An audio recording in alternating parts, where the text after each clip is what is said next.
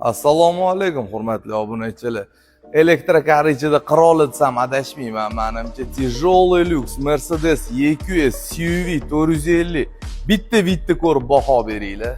Ikkinchi variantimiz Lexus RX 500 gibrid. Bu mashinamizning rasxodi 5-6 litr. Buni zaryadga qilib o'tirmaysizlar, o'zini o'zi zaryad qilib yuradi. Obzorni boshladik. Ko'p vaqtinglarni olmaymiz-a. Bizning auditoriya seriozniy odamlar, o'shaning uchun narxiga o'tamiz. $93,000, 3000 kilometr yurgan 23. RX'imizga keladigan bo'lsak, 83,000 narxi, 31,000 kilometr yurgan, bu ham 23 va ikkala avtomobil top-toza, orqasini ham tik ko'ramiz.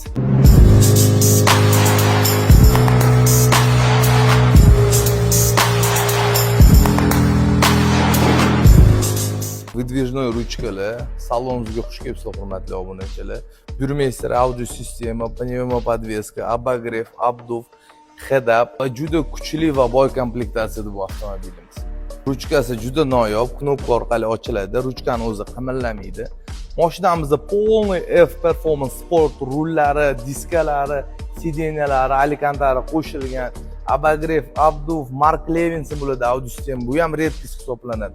Head-up display eng farshi mashina, eng full hisoblanadi. Videoni oxirigacha ko'ribsizlar, shuni o'ziga kattakon rahmat. Shunda komment yozib o'tinglar.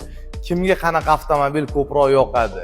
Elektrokar lyuksmi yo gibrid o'zini o'zi zaryadga qiladigan variantmi? E'tibor uchun rahmat.